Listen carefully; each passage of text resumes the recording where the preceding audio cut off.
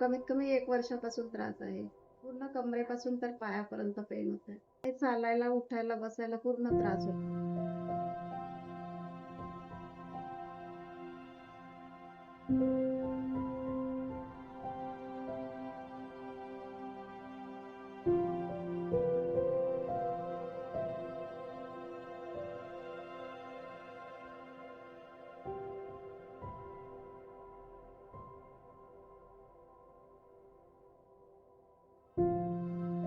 आधी माझा पाय खूप दुखायचा, खूप त्रास व्हायचा मला. खूप डॉक्टरांकडे हे केलं, तरी पण काही आराम नाही व्हायचा.